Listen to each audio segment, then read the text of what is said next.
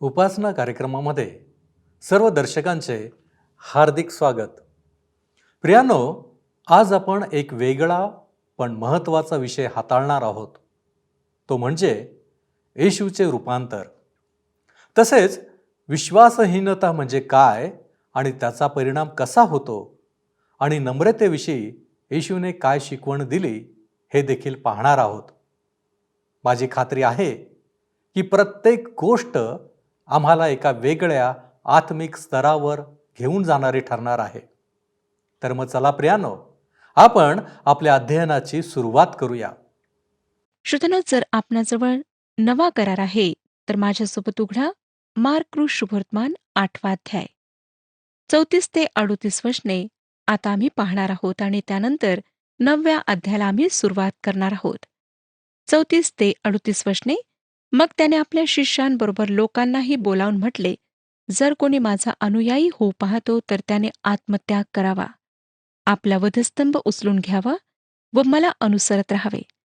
कारण जो कोणी आपला जीव वाचवू पाहतो तो त्याला मुकेल, आणि जो कोणी माझ्याकरिता व सुवार्तेकरिता आपल्या जीवाला मुकेल तो त्याला वाचवेल.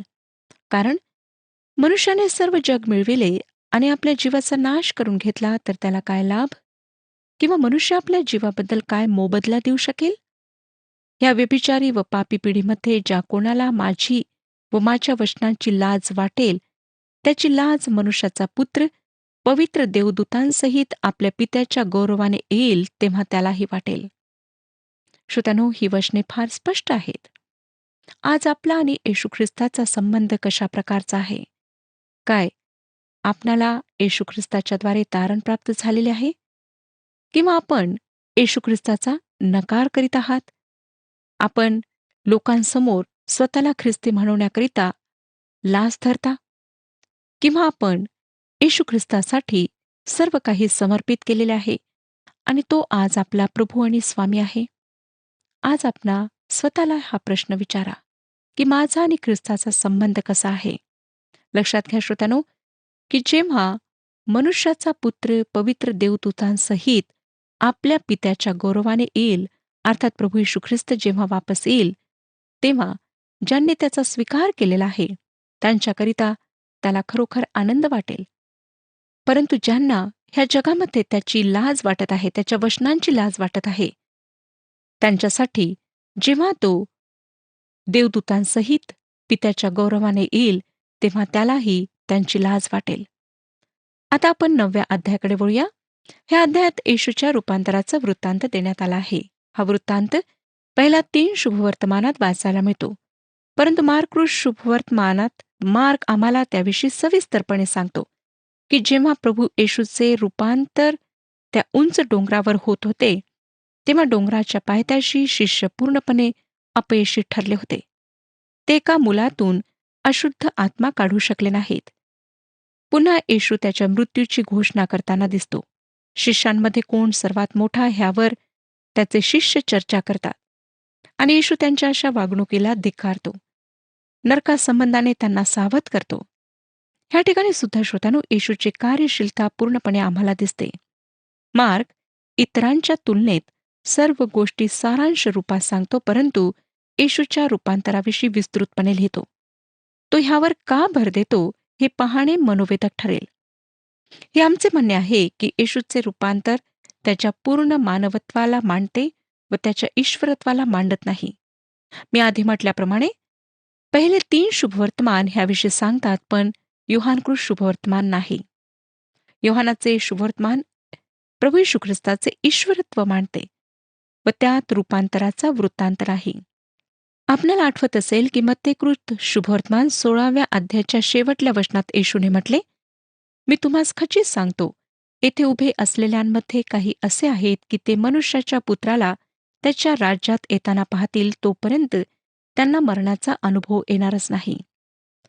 ह्याविषयी अनेक प्रकारचे मत आहेत, पण असं वाटतं आमच्या प्रभूचा त्याच्या रूपांतराविषयी एक विशिष्ट संदर्भ होता. त्या ठिकाणी पेत्र व योहान होते ते हा विषयी संदर्भ देतात. पेत्राचे दुसरे पत्र पहिला अध्याय 16 ते 18 वचनांमध्ये म्हणतो, पेत्राचे दुसरे पत्र पहिला अध्याय 16 ते 18 वचने, कारण चातुर्याने कल्पिलेल्या कथास अनुसरून आम्ही आपल्या प्रभू येशू ख्रिस्ताचे सामर्थ्य व आगमन ह्या संबंधाने तुम्हास कळविले असे नाही, तर आम्ही त्याचे ऐश्वर प्रत्यक्ष पाहणार होतो. कारण त्याला देवपित्यापासून सन्मान व गौरव मिळाले. तेव्हा ऐश्वर्ययुक्त गौरवाच्या द्वारे अशी वाणी झाली की हा माझा पुत्र मला परमप्रिय आहे, ह्याच्याविषयी मी संतुष्ट आहे. त्याच्याबरोबर पवित्र डोंगरावर असताना आकाशातून आलेली ही वाणी आम्ही स्वतः ऐकली. तो म्हणतो की त्याचे सामर्थ्य व आगमन ह्याचे आम्ही साक्षी होतो. केव्हा साक्षी होतो? त्याच्या रूपांतराच्या वेळी. 9 अध्याय 1 वचन बघा. आणखी तो त्यांना म्हणाला, मी तुम्हाला खचित सांगतो की येथे उभे असणाऱ्यांपैकी काही जण असे आहेत की देवाचे राज्य सामर्थ्यानिशी आलेले दिसेपर्यंत त्यांना मरणाचा अनुभव येणारच नाही. ह्या ठिकाणी त्याच्या मृत्यू व पुनरुत्थानाविषयी हे सांगण्याचा मला असं वाटतं एक उद्देश आहे. तो म्हणजे की तो वधस्तंभावर जाओ किंवा न जाओ, राज्य त्याच्या हातात आहे हे सांगणे आहे.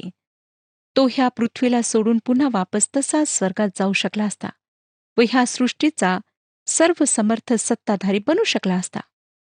परंतु तशा प्रकारे तो तुम्हाला व मला वाचवू शकला नसता. श्रोतांनो, मी ह्यावर अधिक जास्त सांगू इच्छित नाही, पण हे महत्वाचे आहे. 2 वचन बघा.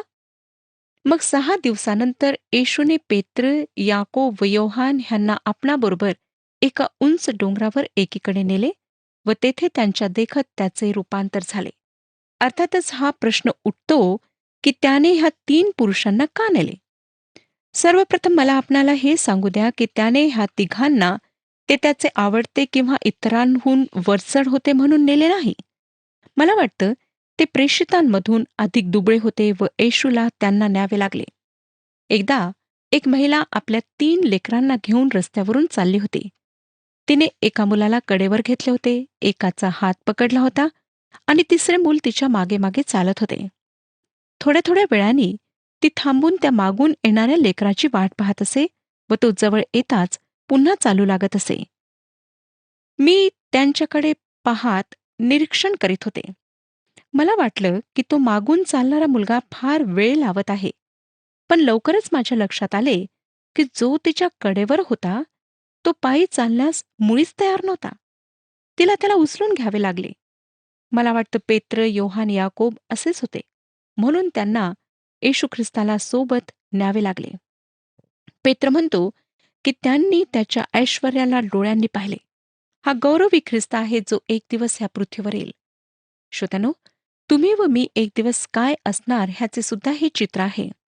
आम्हाला योहानाचे पहिले पत्र 3 अध्याय आणि 2 वचनामध्ये सांगण्यात आले आहे की एक दिवस आम्ही त्याच्यासारखे होऊ. तो म्हणतो, प्रियजन हो, आता आपण देवाची मुले आहो आणि पुढे आपण काय होऊ हे अजून प्रगट झालेले नाही.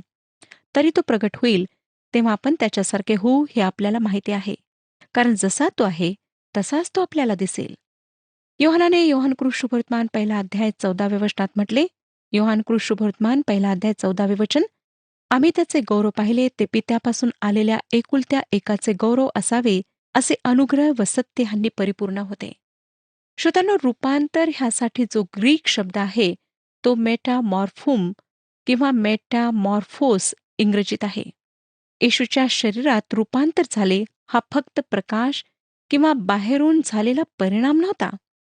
मला वाटतं आदम व हवा पापात पडण्यापूर्वी अशा प्रकारच्या वस्त्रांनी झाकलेले होते. हे रूपांतर येशूची परिपूर्ण मानवता शिकवते, ईश्वरत्व नाही. 3 वचन बघा. त्याची वस्त्रे चकचकीत व इतकी पांढरी शुभ्र झाली की तितकी पांढरी शुभ्र करणे पृथ्वीवरील कोणाही परिटाला शक्य नाही. श्रोत्यानो, हा प्रकाश आतून येत होता. 4 वचन बघा. तेव्हा मोशेसह एलिया त्यांच्या दृष्टीस पडला. ते येशू बरोबर संभाषण करीत होते. एलिया संदेष्टांचा प्रतिनिधी होता. मोशे नियमशास्त्राचा प्रतिनिधी होता. आम्हाला इथे सांगण्यात आले आहे की नियमशास्त्र व संदेष्टे दोघेही ख्रिस्ताच्या मृत्यूचे साक्षीदार होते. लूक सांगतो की ते जे तो आपले निर्गमन यरुशलेमेत पूर्ण करणार होता त्याविषयी बोलत होते. ते त्याच्या मृत्यूविषयी बोलत होते. आम्हाला माहीत होते श्रोत्यानो की मोशेला ख्रिस्ताविषयी ठाऊक होते. कारण आम्हाला इब्री लोकासपत्र 11 अध्याय 26 वचनामध्ये मोशेविषयी सांगण्यात आले आहे. इब्री लोकासपत्र 11 अध्याय 26 वचन, ख्रिस्ता प्रित्यर्थ विटंबना सोसणे ही मिसर देशातील धनसंचयापेक्षा अधिक मोठी संपत्ती आहे असे त्याने गणिले, कारण त्याची दृष्टी प्रतिफळावर होते. मोशेला येशू येणार हे माहिती होते.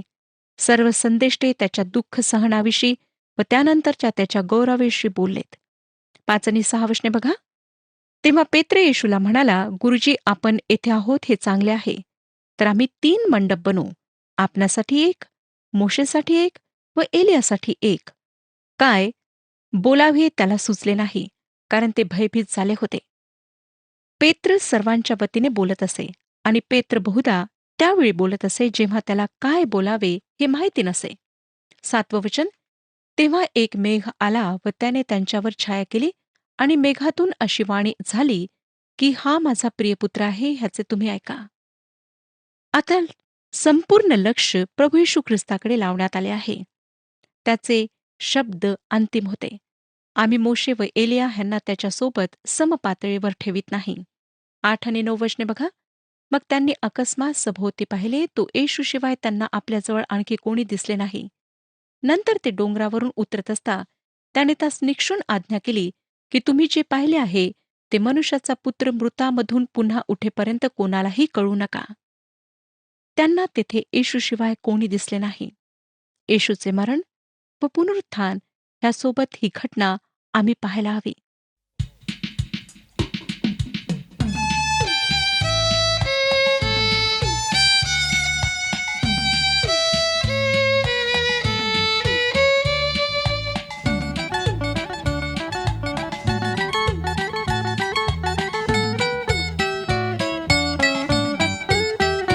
चला चला चला सारे एक वार जाऊया रे. चला चला चला सारे एक वार जाऊया रे. एक वार जाऊया रे. एक वार जाऊया रे. चला चला चला सारे एक वार जाऊया रे.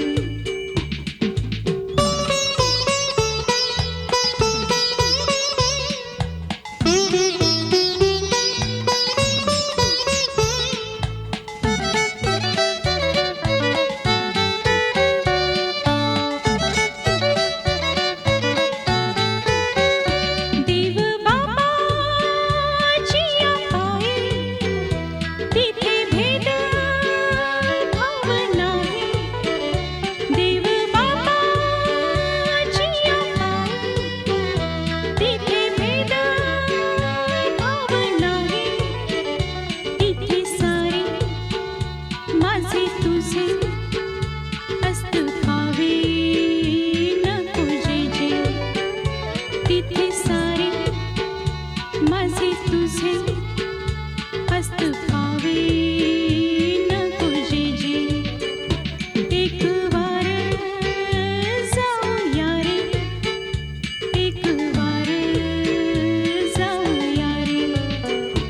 चला चला चला सारे एक वार जाऊया रे.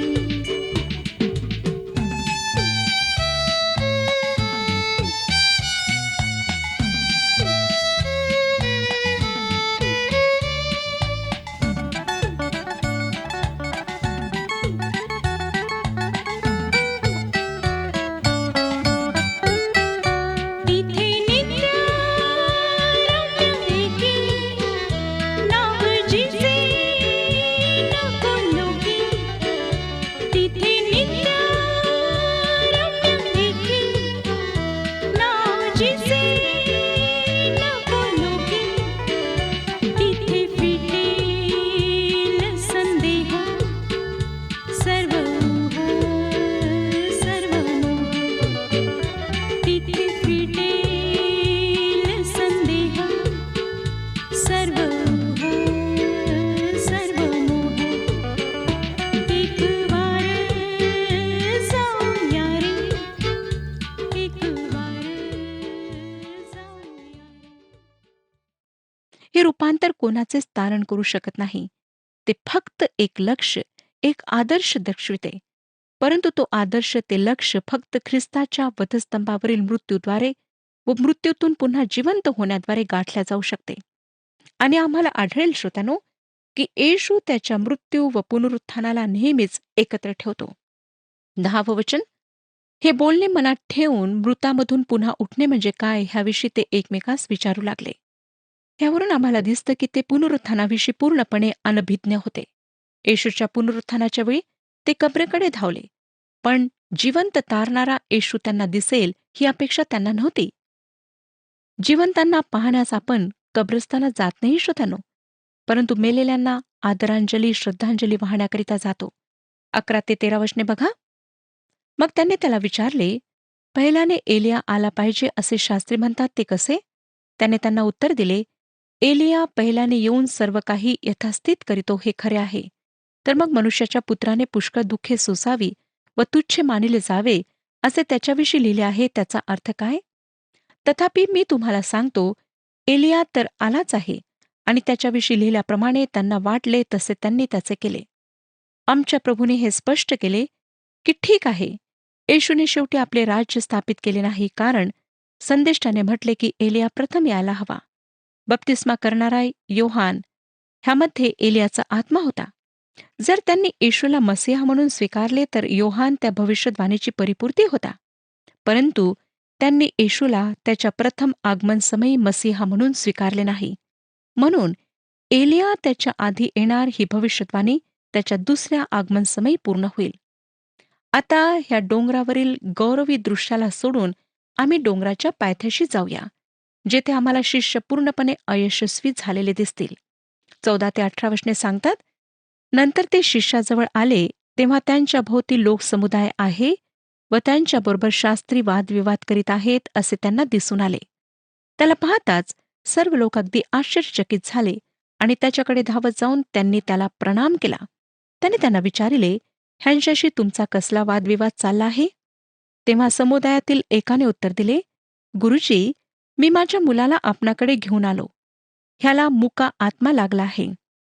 तो जेथे जेथे ह्याला धरितो तेथे तेथे तो त्याला खाली आपटतो. मग हा तोंडाला फेस आणून कडकडात दात खातो व निपचेत पडतो. त्याला काढावे म्हणून आपल्या शिष्यांना मी सांगितले, परंतु त्यांना तो काढता येईना. प्रभू येशू परमेश्वर पित्याच्या उपस्थितीत आधीच गेलेला आहे व तो तेथे गौरवी शरीरात आहे. त्याचे प्रेषित त्याच्यासोबत तेथे आहेत. ते आधीच गेलेले आहेत व बरेच संत लोक, मोशे, एलिया तेथे आहेत. आज स्वर्ग कसा आहे ह्याचे चित्र ह्या रूपांतराच्या दृश्यात आम्हाला दिसते. परंतु ह्या पृथ्वीकडे पहा, ह्यावरील समस्या पहा. हा जो श्रोतांनो भूतग्रस्त मुलगा आहे, तो ह्या वेडगळ पृथ्वीला दर्शवितो. जर आम्ही वर जाऊन ज्या प्रकारे परमेश्वर ह्या पृथ्वीला पाहतो तसे जर पाहिले, जसे स्वर्गदूत पाहतात, तर आपण ह्या निर्णयापर्यंत पोहोचू की ह्या पृथ्वीवरचा मानव बुद्धिभ्रष्ट झालेला आहे, बुद्धिभ्रम झालेला आहे. ज्या प्रकारे तो कृती करतो व ज्या गोष्टी पृथ्वीवर करतो त्यावरून असं वाटतं की तो भूतग्रस्त आहे. दुःखाची गोष्ट म्हणजे ह्या माणसाने आपल्या मुलांना शिष्यांकडे आणले, परंतु शिष्य काहीच करू शकले नाहीत. आणि आज खेदाची गोष्ट म्हणजे हे जे जग आवश्यकतांनी भरलेले आहे, त्यासाठी आमच्या मंडळ्या काहीच करू शकत नाहीत. त्या असहाय्य आहेत. सामाजिक कार्यात पुढे येण्याऐवजी आम्हाला अशा भूतग्रस्त लोकांची मदत करायची आहे. त्यांना तारणाऱ्या ख्रिस्ताकडे आणायचे आहे, ज्याद्वारे त्यांचा व परमेश्वराचा संबंध जुळेल व ते लोक एक चांगले जीवन जगू शकतील. शिष्य ह्या व्यक्तीची मदत करू शकले नाहीत, म्हणून प्रभू येशूने म्हटले 19व्या वचनात, ह्यावर तो म्हणाला, हे विश्वासहीन पिढी, मी कोठवर तुमच्याबरोबर असणार, कोठवर तुम्हाला वागवून घेणार, त्याला माझ्याकडे आणा. किती सुंदर विधान आहे हे, त्याला माझ्याकडे आणा. आश्रोतनो, आम्हाला इतरांना ख्रिस्ताकडे आणायचे आहे. इतरांना ख्रिस्ताकडे आणायचे सोडून आम्ही बाकी सर्व काही करण्याचा प्रयत्न करीत आहोत, परंतु आम्हाला सावधान व्हायचे आहे. 20 ते 22 वचने बघा. त्यांनी त्याला त्याच्याकडे आणले, तेव्हा त्या आत्म्याने येशूला पाहताच मुलाला पिळून टाकले आणि तो जमिनीवर पडून तोंडाला फेस आणून लोळू लागला. तेव्हा त्याने त्याच्या बापाला विचारले, ह्याला असे होऊन किती काळ लोटला. तो म्हणाला, बाळपणापासून. ह्याचा नाश करावा म्हणून त्याने ह्याला पुष्कळदा विस्तवात व पाण्यात टाकले. पण आपल्या हातून काही होणे शक्य असेल तर आम्हावर दया करा व आम्हाला सहाय्य करा. ही फार वाईट अशी घटना आहे श्रोतांनो. परंतु गदारा येथील कब्रस्तानात राहणाऱ्या त्या भूतग्रस्ता इतकी नाही. कारण तो मोठा माणूस होता व बऱ्याच समयापासून भूतग्रस्त होता. हा एक लहान मुलगा होता. परंतु जर तो ह्या स्थितीत अधिक काळ राहिला असता तर त्याची सुद्धा स्थिती त्या गदारा येथील कब्रस्तानात राहणाऱ्या भूतग्रस्ता इतकी वाईट झाली असती. त्याच्या पित्याने त्याला पूर्णपणे येशूच्या हवाली केले. जेव्हा श्रोतांनो आम्ही असे करतो तेव्हा प्रभू येशू ख्रिस्त आमची मदत करण्याकरिता काही ना काही अवश्य करतो. 23 वचन, येशू त्याला म्हणाला, शक्य असेल तर. असे कसे म्हणतोस? विश्वास बाळगणाऱ्याला सर्व काही शक्य आहे. ह्या ठिकाणी जो विचार आहे श्रोतांनो तो असा आहे, येशूने त्या माणसाकडे वळून त्याला विश्वास ठेवण्यास सांगितले. त्या मुलाच्या तशा स्थितीबद्दल काय त्याचा पिता जबाबदार होता? तू काही करू शकत नशील हा प्रश्न नाही. प्रभू येशू सर्व काही करू शकतो. प्रश्न हा आहे, जर तू विश्वास ठेवणार नाही तर बापाविषयी काय? प्रभू येशूने म्हटले, विश्वास बाळगणाऱ्याला सर्व काही शक्य आहे. बाप म्हणाला, माझा विश्वास आहे, माझा अविश्वास घालून टाका. 25 ते 27 वचने सांगतात, तेव्हा लोक धावत येत आहेत असे पाहून येशू अशुद्ध आत्म्याला धमकावून म्हणाला, अरे मुक्या बहिऱ्या आत्म्या, मी तुला आज्ञा करीतो, ह्याच्यातून निघ व पुन्हा कधी ह्याच्या शिरू नको. तेव्हा तो आत्मा ओरडून व त्याला फारच पिळून निघाला आणि तो मेल्यासारखा झाला म्हणून तो मेला आहे असेच बहुतेक म्हणाले. पण येशूने त्याला हातास धरून उठविले व तो उभा राहिला. ह्या ठिकाणी प्रश्न उद्भवतो की काय ह्या ठिकाणी सुद्धा येशूने मृत व्यक्तीला जिवंत केले? मला वाटतं श्रोतांनो केले. पण मी ह्या मुद्द्यावर अधिक जोर देऊ इच्छित नाही. 28 आणि 29 वचने सांगतात, मग तो घरात गेल्यावर त्याच्या शिष्यांनी त्याला एकांती विचारले, आम्हाला तो का काढता आला नाही? तो त्यास म्हणाला, ही जात प्रार्थने वाचून दुसऱ्या कशानेही निघणारी नाही. ह्या ठिकाणी प्रार्थनेवर भर देण्यात आलेला आहे. आज श्रोत्यानो, आम्हातील प्रत्येकाला प्रार्थनेची गरज आहे. 30 आणि 31 वचने, नंतर ते तेथून निघून गालिलामधून चालले होते आणि हे कोणास कळू नये अशी त्याची इच्छा होती. कारण तो आपल्या शिष्यांना शिकवित होता. तो त्यांना असे सांगत होता की मनुष्याचा पुत्र माणसाच्या हाती दिला जाणार आहे. ते त्याला जीवे मारतील आणि मारला गेल्यानंतर तिसऱ्या दिवशी तो पुन्हा उठेल. आपल्या लक्षात येईल की तो त्याचा मृत्यू व पुनरुत्थान ह्या दोहोंना एकत्र ठेवतो. 32 वचन, परंतु ह्या बोलण्याचा अर्थ त्यांना समजला नाही व त्याला विचारण्यास ते भ्याले. तो मृतांमधून पुन्हा जिवंत होऊन उठेल ही गोष्ट त्यांना पूर्णपणे समजली नाही. ह्या ठिकाणी तो स्वतःच्या मृत्यूविषयी जो त्यांच्याकरिता तो मरणार होता त्याविषयी बोलत आहे. आणि आपणाला वाटेल की ह्या लोकांनी त्याविषयी थोडी बहुत विचारपूस केली असेल. त्याने मृत्यूविषयी घोषणा केल्यानंतर लगेच आम्हाला दिसतं की ते सर्वात मोठा कोण ह्याविषयी आपसात चर्चा करू लागले. त्यांना खरे पाहिले असता त्यांच्या ह्या आचरणाची लाज वाटायला हवी होती. त्याचा मृत्यू व पुनरुत्थान ह्याविषयी त्याने प्रथमच ह्या ठिकाणी सांगितले नव्हते. ह्याआधी सुद्धा सांगितले होते, तरी त्यांना अद्यापही ते समजले नव्हते. 33 ते 35 वचने बघा. पुढे ते कफर्नहुमात आले आणि तो घरी असता त्याने त्यांना विचारले, तुम्ही वाटेत कसली चर्चा करीत होता? ते गप्प राहिले, कारण सर्वात मोठा कोण याविषयी त्यांची वाटेत चर्चा चालली होती. त्याने बसून त्या 12 जणांस बोलावून म्हटले, जर कोणी पहिला होऊ इच्छित असेल तर त्याने सर्वात शेवटला व सर्वांचा सेवक झाले पाहिजे. मग त्याने एक बाळक घेऊन त्यांच्यामध्ये ठेवले व त्याला कवटाळून त्यांना तो म्हणाला, जर कोणी माझ्या नावाने अशा बाळकापैकी एकाला स्वीकारतो तो मला स्वीकारतो, व जो कोणी मला स्वीकारतो तो मला नाही तर ज्याने मला पाठविले त्याला स्वीकारतो. श्रोत्यानो, तो हे तत्व बालकाद्वारे समजावून त्यांना सांगत होता. लक्षात घ्या की ख्रिस्ताने त्या बालकाला जवळ घेतले. 38 ते 41 वचने सांगतात, योहान त्याला म्हणाला, गुरुजी, आपला अनुयायी नसलेल्या कोणा एकाला आम्ही आपल्या नावाने भूते काढताना पाहिले, तेव्हा आम्ही त्याला मना केले, कारण तो आपला अनुयायी नव्हता. येशू म्हणाला, त्याला मना करू नका, कारण जो माझ्या नावाने महत्कृत्य करून लागलीच माझी निंदा करू शकेल असा कोणी नाही. कारण जो आपल्याला प्रतिकूल नाही, तो आपल्याला अनुकूल आहे. तुम्ही ख्रिस्ताचे म्हणून जो कोणी तुम्हास पेलाभर पाणी प्यावयास देईल, तो आपल्या प्रतिफळास मुकणार नाही, हे तुम्हाला खचित सांगतो. श्रोत्यानो, ही शिकवण प्रभू येशू ख्रिस्त आज आम्हाला देत आहे आणि ही जी वचने आम्ही अभ्यासत आहोत, ती आज आमच्या जीवनाला लागू होतात. मला माहीत नाही की आज आपला विश्वास कोणत्या गोष्टींवर आहे. काय आपला पूर्ण विश्वास प्रभू येशू ख्रिस्तावर आहे की तो तुमच्या जीवनामध्ये सर्व काही करण्यास समर्थ आहे? तो तुम्हाला तारण देण्यास, स्वर्गामध्ये तुमचा प्रवेश करण्यास आणि तुम्हाला सर्व पापांपासून मुक्त करण्यास समर्थ आहे, असा विश्वास काय आज आपला आहे? जर नाही, तर स्वतःच्या जीवनाचे परीक्षण करा आणि ह्या समयी आपले जीवन ख्रिस्ताच्या हातात समर्पित करा. कारण तोच एक मार्ग आहे, तो जीवन आहे, तो सत्य आहे. परमेश्वर ह्या विषयात आपले मार्गदर्शन करो आणि आपणाला आशीर्वाद देव. हा कार्यक्रम आपणास आवडला काय? आता आम्हाला एक मिस कॉल करा आणि आपण पुढील विजेता होऊ शकता.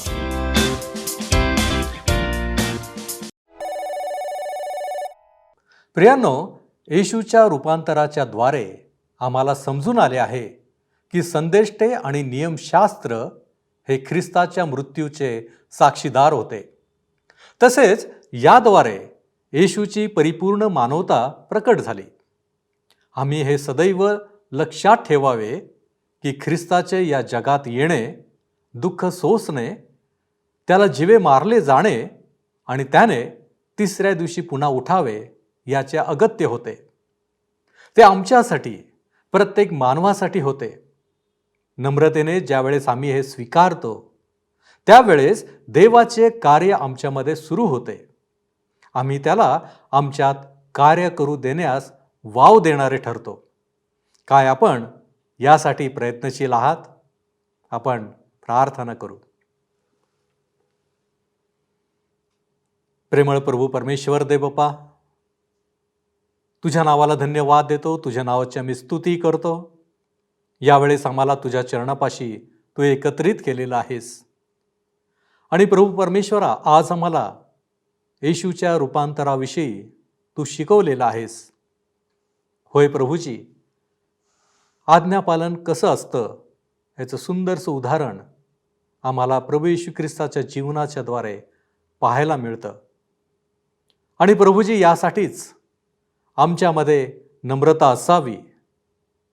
आणि प्रभूजी, आम्ही चांगल्या अंतःकरणाने सदैव जगावं ही तुझी इच्छा आहे. प्रभूजी, आमच्यामध्ये जर अंतःकरणाचं कठीणपण असेल तर ते दूर कर आणि आम्हाला तू लीन आणि नम्र कर, की जेणेकरून प्रभूजी तुझ्या आज्ञा आमच्या जीवनामध्ये पाळण्यासाठी, परिपूर्ण करण्यासाठी आम्हाला त्याचा उपयोग होऊ शकेल. आम्हाला ठाऊक आहे तो आम्हाला सहाय्य करणारा आमचं जिवंत प्रेमळ परमेश्वर आहे. आणि म्हणून तुझ्या नावाला मान, महिमा आणि धन्यवाद देत असताना, गौरव देत असताना या विनंत्या येशू ख्रिस्ताच्या नावामध्ये करतो, म्हणून तो ऐक. आमेन. प्रभूसमोर नम्र व्हा, म्हणजे तो तुम्हाला उच्च करेल. प्रभू आपणास सहाय्य करो.